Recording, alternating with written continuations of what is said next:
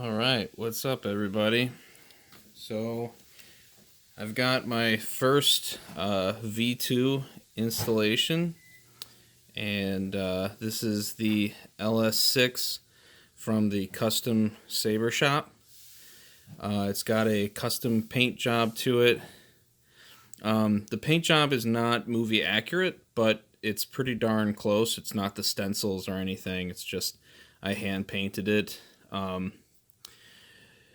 Let's see, what are the specs in here? Profi 2.2. It's got 6 character fonts on it. You got Young Luke. You've got Angry Anakin.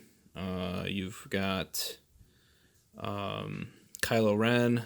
You've got Older Luke. General Kenobi. And Darth Vader. The fonts are, 3 of them are from K-Sith, and 2 of them are, no, I'm sorry, 2 are from K-Sith, 3 of them are from Kyber Phonics. The operating system in here is 3.9. I know it's old, guys, but I'm pretty happy with 3.9. Doesn't seem to be any bugs. I'm not a fan of the twist activation or the flip or whatever. I'm old school and I like to press the buttons. It's got color change, and yeah, I mean, for old guys like me, that's plenty. So anyway, I customized the blade plug that comes with it so that there's shine through. I even drilled a hole in here so you can take this cap off with the grub screw there, and then you can have shine through in the center. Actually, let me grab the Allen key for this hilt. Where are you? Okay. So, it's going to include this Allen key to whomever buys this. Also, it's going to include a custom Saber Shop smart charger with the 1.5 millimeter charger adapter. You got Shitoke PCB in here with the short pins, with the LEDs on board. You have a blade side in here, and then you have the same Shitoke PCB with the short pins with the LEDs on the top of the chassis. You've got 28 millimeter bass speaker. You're going to have 2 of these removable 18650 Keep Power 3120 mAh batteries. Recharge port is in the crystal chamber. The kill switch is in the crystal chamber as well. What else? Yeah, that's pretty much gonna sum it up. So yeah, no more having to take off the speaker to turn it on. All you got to do is, here is the screw to connect this to the stainless steel frame here, and you just follow this direction. It's twist, pull up, twist, and then it locks. And then when you go down, it's twist, down, and then you're going to hear, when you get down there, you're going to start to hear a little click. I don't know if you're going to hear that in the video, but it's got these little balls here that fall into these little grooves here. Same thing with the booster section. The only thing with the booster section, though, because it does the reveal, if you want to do the reveal, you got to take the speaker off first. So there's your removable 28 millimeter bass speaker. And just be very gingerly pulling it out. and then you're going to see, I don't know if you can see it on the video, but they're right there. And then you can put, you know, this back on, and then you can do the reveal here. I did order the battery covers from Skywampa, so the battery won't look like a battery if you're doing the double reveal. So all you got to do is make sure you take the speaker out first. Don't do this with that, because if you look, the 28mm speaker doesn't fit through this. So if you have this plugged in and you go like this and then you pull it, see, it'll rip this off. And then if you go back and you do it, this is going to push, this is going to hold it in. It's going to be in there, you know. It's going to be in there, and then you'll push it back and it may not, the pins may not hit. So could be bad. Hang on, camera. Okay. So, oh, and then let me show you the battery. So you got this little pulley here, and I reinforced it with E6000. So you just kind of pull it, and then I don't know if you can see in there, but if you have trouble, which you will if you do it like this to put the battery in, what I do is I do the reveal, and then you can see the connectors.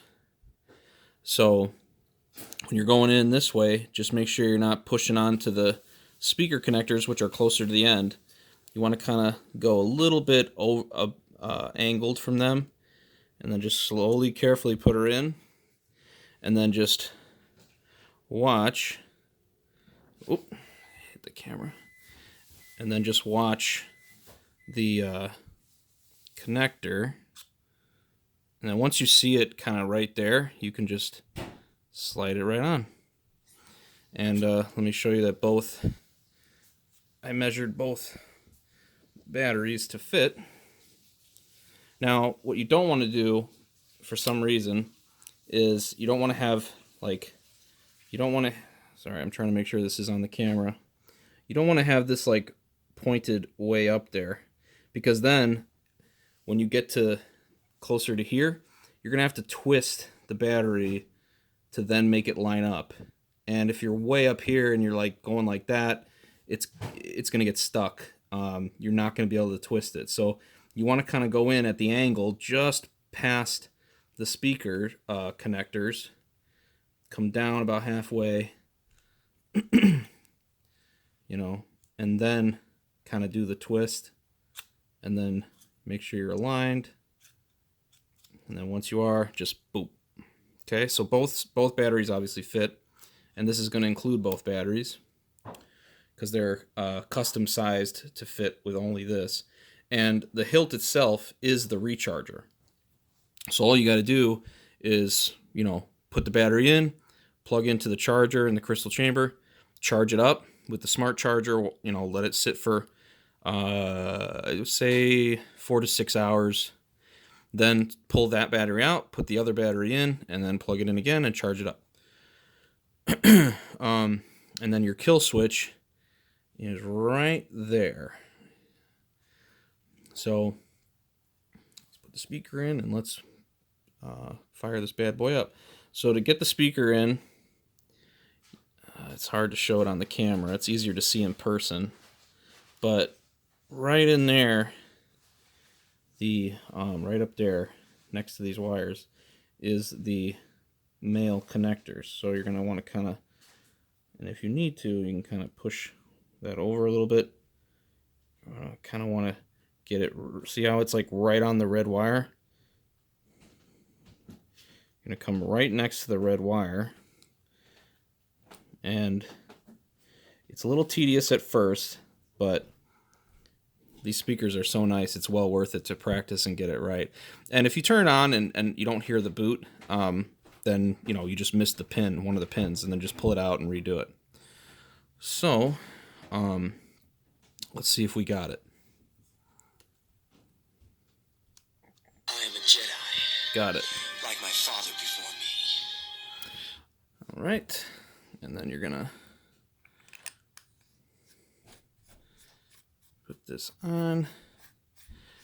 Now, I recommend, putting the pommel on before you ignite the speaker, because the pommel is flat on the speaker. So it doesn't allow the speaker to really vibrate to its full potential. And if you're pushing that on there while it's going, I think over time, you could possibly damage the speaker. So I would just attach this while the speaker is off. And then once it's on, you can turn it on.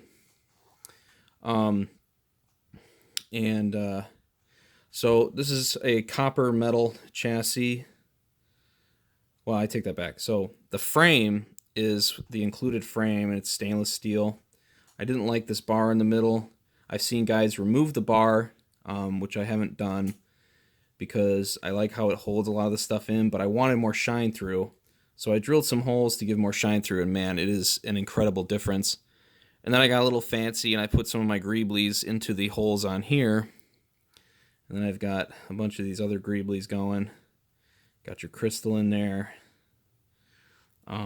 This is copper pipe, copper washers in here. And yeah, and the V2 is my second favorite next to the, Luke Hero, the V1. And I personally like the red and green arrows flashing on the control box. So I kind of wanted to get creative and put some of the very little bit of the V1 into the V2. So that's why I put 2 LEDs in there, NeoPixel LEDs, to do the same flashing that the V1 does in the V2. So let's fire this puppy up. And you got your smooth swing. You got your clash. You got your lockup. Oh, and then so this is power up here, and then this is your aux button on the bottom. So tapping the bottom gives you the blaster blocks. The crystal mimics the blade. So to do clash, you're going to hold the bottom aux and then hit it. And then when you let go, it'll stop. Okay, so that, I think, just turned out incredibly, incredibly gorgeous. I mean, I consider this one of my best builds ever to date, so far. Yeah. And then if you want, for display purposes, you can use the Allen key, a couple turns, take off the grenade section, and for extra crystal power, I put the LEDs on there, and man, it just looks absolutely gorgeous.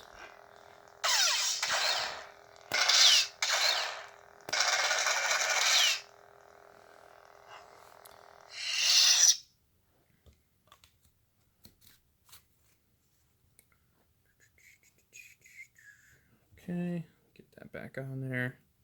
And you don't want to go like all the way. You just want to get enough where it's flush here, and then it's also in the track. Because if you go too deep, you're going to push onto the chassis, and then you're going to, crush it or poke through or damage it.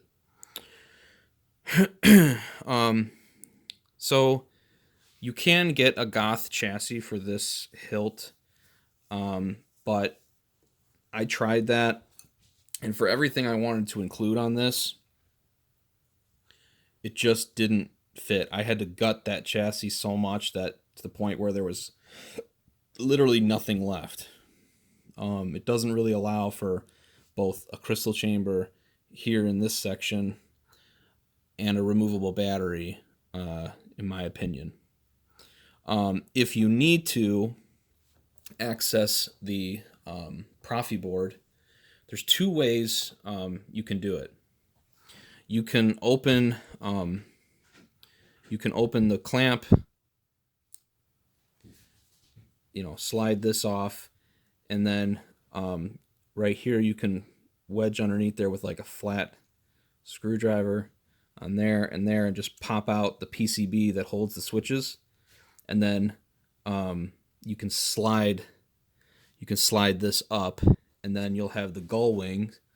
You can open the gull wings, and I would slide out the battery, and then you can feed the